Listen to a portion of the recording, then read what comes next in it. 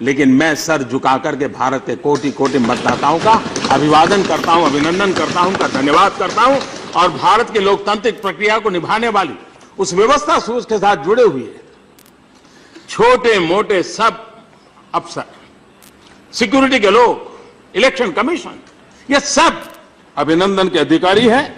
मैं उनका अभिनंदन करना चाहता हूं। आदरणीय सभापति जी, यहां पर ईवीएम की चर्चा भी काफी हो रही है और एक नई बीमारी शुरू हुई है, मुझे माफ करना। ईवीएम को लेकर के सवाल उठाए जाते हैं, बहाने बनाए जाते हैं। सभापति जी, कभी हम भी सदन में 2 रह गए थे और हमको ये बार बार कहा जाता 2 या 3 बस, 2 या 3 बस कर करके हमारी मजाक उड़ाई जाती थी। इतने बुरे दिन हमने देखे थे, लेकिन हमारा कार्यकर्ताओं पर भरोसा था, हमारे विचार पर भरोसा था, देश की जनता पर भरोसा था और परिश्रम करने की, त्याग करने की, पराकाष्ठा करने की हमारी तैयारी थी। उस निराशाजनक वातावरण में विश्वास पैदा कर करके हमने पार्टी को फिर से खड़ा किया। हमसे हमारे आगे की पीढ़ी ने काम किया, लेकिन करके दिखाया और यही तो नेतृत्व की कसौटी होती है। हमने उस समय पोलिंग बूथ कैंप ये हुआ था, डिकना हुआ था, ये हुआ था, इसलिए हम हार गए। रोना धोना नहीं, हार गए, फिर से काम करेंगे, पुनश्चर्यो हम निकल पड़े और हम परिणाम भी लेकर के आते चले जाए। लेकिन जब स्वयं पर भरोसा नहीं होता है, सामर्थ्य का अभाव होता है, तब फिर बहाने खोजे जाते हैं और इसलिए आत्मचिंतन करने की जिनकी तैयारी नहीं है, दोष स्वीकारने की तैयारी नहीं है, अपनी गलतियों को स्वीकार करने की तैयारी नहीं है, वो फिर ईवीएम को ढूंढते हैं, ठिकरा ईवीएम पर फोड़ा जाए ताकि फिर अपने साथियों के सामने तो कम से कम हम बता सकते हैं, देखो देखो हम तो बहुत अच्छा काम किया, हम नहीं हारे, वो तो ईवीएम के कारण हारे। मैं समझता हूं इस प्रकार से न हम राजनीतिक कैडर का भला करेंगे। राजनीतिक कैडर को निराश करने से कोई फायदा नहीं है। हिम्मत है तो आगे आइए, अपनी कैडर को तैयार कीजिए फिर। और चुनाव एक थोड़ा पूरा हो गया और चुनाव आने वाले हैं। इस प्रकार की निराशा का क्या मतलब है? और इसलिए माननीय सभापति जी, पहला एक समय था, चुनाव की प्रक्रिया हमने सब प्रकार की देखी है। चुनाव प्रक्रियाओं में सुधार होता गया है।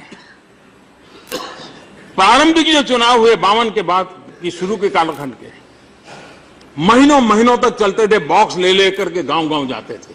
पुराने लोग जो, हम तो उस समय बहुत बच्चे थे, लेकिन जो सुना है उसमें से सुधार करते करते करते करते करते यहां पहुंचे।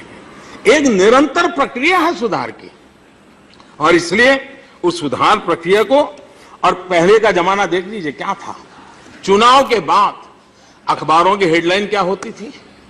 अखबारों की हेडलाइन यही होती थी कि इतनी हिंसा हुई, इतने लोग मारे गए, इतने बूथ कैप्चर हुए। ये 3 मेन न्यूज रहते थे। आज ईवीएम का कारण खबर एक ही होती है कि पहले की तुलना में मतदान कितने प्रतिशत बढ़ा। ये अपने आप में बहुत बड़ी बात है और मैं समझता हूं कि हमने,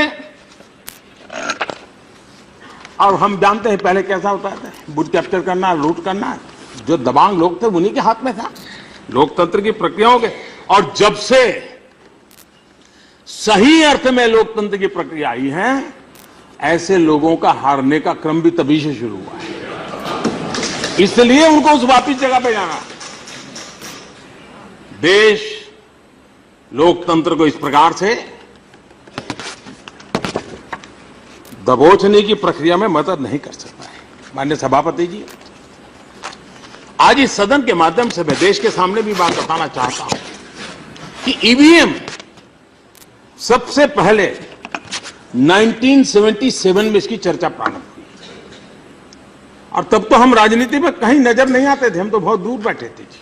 77 में चर्चा शुरू हुई।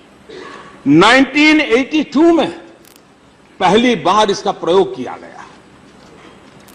1988 में हम नहीं थे, इसी सदन में बैठे हुए उस समय के महानुभावों ने कानूनन इस व्यवस्था को स्वीकृति दी, कानून बनाया इतना ही नहीं, 1992 में कांग्रेस के ही नेतृत्व में इस ईवीएम को लेकर के सारे रूल्स बनाए गए।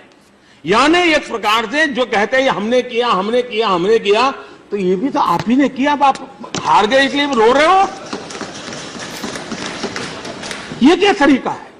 और इसलिए मैं समझता हूं, और ईवीएम से इस देश में अब तक विधानसभाओं के जो चुनाव हुए हैं, स्टेट असेंबलीज के 113 चुनाव हुए हैं ईवीएम मशीन से, और यहां उपस्थित करीब करीब सभी दलों को उसी ईवीएम से चुनाव जीत करके सत्ता में आने का या सत्ता में भागीदार होने का अवसर मिला है। 113 असेंबली के चुनाव हुए हैं, 4 लोकसभा के जनरल इलेक्शन हुए हैं, उसमें भी दल बदले हैं, अलग अलग लोग जीत करके आए हैं।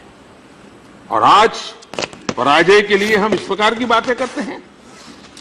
2001 के बाद विभिन्न हाई कोर्ट और सुप्रीम कोर्ट में भी ईवीएम को लेकर के मसले उठाए गए हैं। सारे परीक्षण के बाद ईवीएम पर सारी चीजों में सभी देश की न्यायपालिकाओं ने पॉजिटिव अपना वर्डिक्ट दे दिया है। 2017 में जब इतना बड़ा हो हल्ला हुआ, क्योंकि पराजित लोगों की इकोसिस्टम अभी काम कर रही है, चारों तरफ हो हल्ला खड़ा हुआ, और इलेक्शन कमीशन ने खुद ने चैलेंज रूप में कहा कि मैं ये रखता हूं, आप आइए, गलत है तो हमें सिद्ध करके दिखाइए। जो लोग आज ईवीएम के गीत गा रहे हैं, रोना रो रहे हैं, एक भी दल वहां गया नहीं है। 2 पार्टियां गई, एनसीपी एंड सीपीआई, लेकिन उन्होंने भी क्वेश्चन नहीं किया। उन्होंने कहा जरा हमें समझाइए हाउ ईवीएम ऑपरेट्स, सिर्फ समझने का प्रयास किया। लेकिन कम से कम एनसीपी और सीपीआई के लोग गए, बाकी लोग तो इलेक्शन कमीशन के निमंत्रण के बाद भी गए नहीं, जिस पर वो शक कर रहे थे। और ये अप्रचार और ये प्रकार के एक निश्चित प्रकार का वेस्टेड इंटरेस्ट ग्रुप इतना बड़ा तूफान खड़ा किया, तो उस हवा में हमारे लोग भी आ गए। कभी हम भी मानने लग गए थे कि ईवीएम से कोई गड़बड़ है, हमारी पार्टी में से भी आवाज उठी थी। लेकिन हमने ईमानदारी से उसके सत्य तक पहुंचने का प्रयास भी किया, टेक्नोलॉजी को समझने का प्रयास किया, और हमने खुद ने भी ईवीएम के विषय में शक किया था। जब सारी चीजें समझे तो हमारी पार्टी में भी उस विचार को मानने वालों को समझाया गया कि गलत रास्ता आया था, और हमने सही रास्ते पे चले। टेक्नोलॉजी है, समझनी चाहिए, समझ करके उसको आगे बढ़ाना चाहिए।